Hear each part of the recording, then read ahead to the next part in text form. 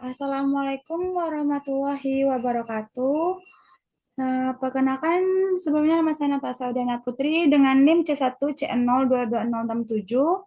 Di sini saya ditugaskan untuk membuat video dengan mata kuliah akuntansi syariah dengan dosen pengampu Dr. Wirmi Eka Putra, SE, MSI, CI, QNR, CSRS, yang berjudul tentang akuntansi syariah, hubungan syariah Islam dan akuntansi, serta perkembangan transaksi syariah.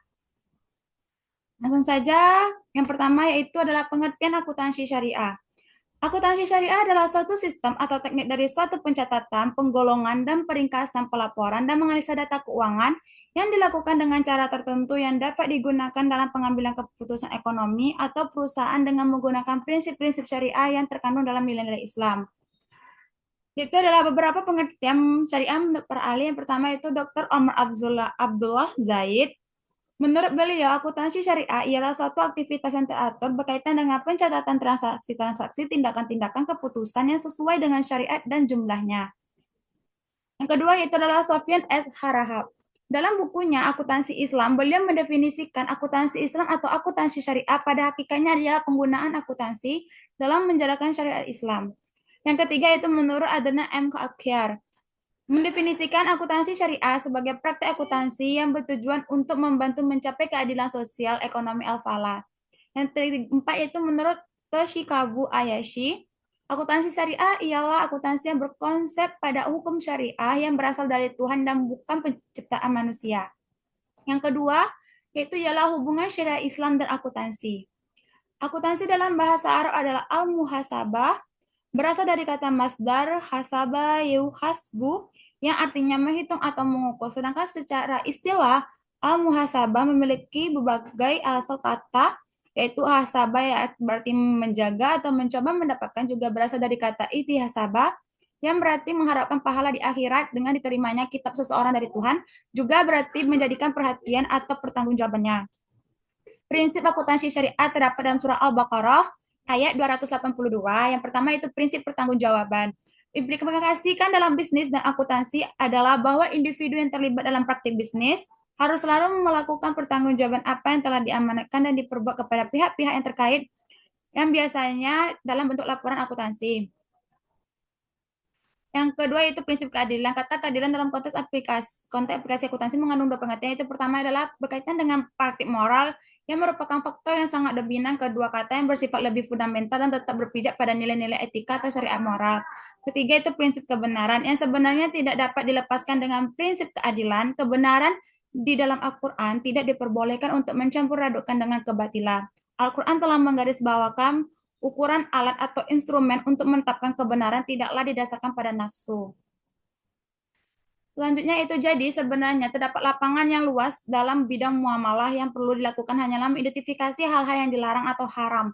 Kemudian menghindari selain haram-haram tersebut, kita boleh melakukan apa saja, menambahkan, menciptakan, mengembangkan, dan lain-lain. Harus ada kreativitas dalam bidang muamalah. Kreativitas inilah yang akan terus-menerus mengkomunikasikan perubahan-perubahan dalam berbagai bidang yang terjadi di masyarakat. Jadi, bidang politik, sosial, ekonomi, termasuk di dalam adalah instrumen-instrumen bidang tersebut seperti manajemen, akuntansi, dan lainnya, merupakan bagian dari muamalah yang bersumber pada syariat Islam.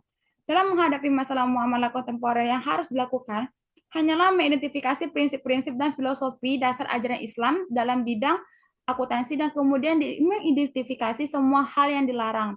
Setelah kedua hal ini dilakukan, maka kita dapat melakukan inovasi dan kreativitas ijtihad seluas-luasnya untuk memecahkan segala persoalan muamalah kontemporer termasuk persoalan akuntansi.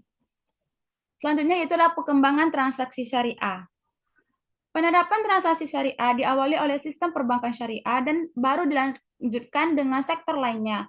Sistem perbankan syariah sendiri memiliki rekam jejak yang panjang, diawali dengan Midgam Local Saving Bank di Mesir pada tahun 1963. Kemudian diambil alih dan direstrukturisasi oleh pemerintah Mesir menjadi Nasser Social Bank pada tahun 1972. Perkembangan tentang perbankan syariah terus berlanjut tidak hanya di Timur Tengah, termasuk pendiri Islamic Development Bank 1975, tetapi juga di negara-negara Eropa seperti Luxembourg 1978, Swiss 1981, dan Denmark 1983. Perkembangan akuntansi syariah beberapa tahun terakhir semakin meningkat.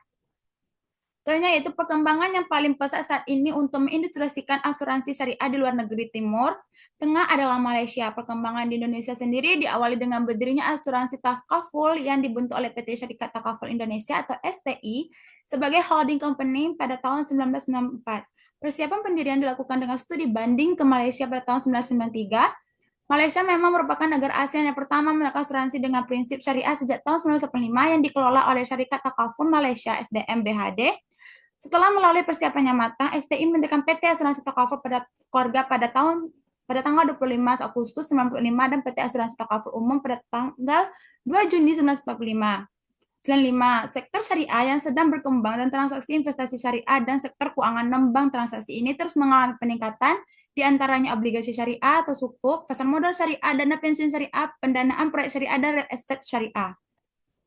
Perkembangan pesat dalam kegiatan usaha di lembaga keuangan, bank, asuransi, pasar modal, dana, pensiun, dan lainnya yang berbasis syariah dalam 3 dekade terakhir, lembaga keuangan telah meningkatkan volume dan nilai transaksi berbasis syariah yang tentunya meningkatkan kebutuhan terhadap akuntansi syariah.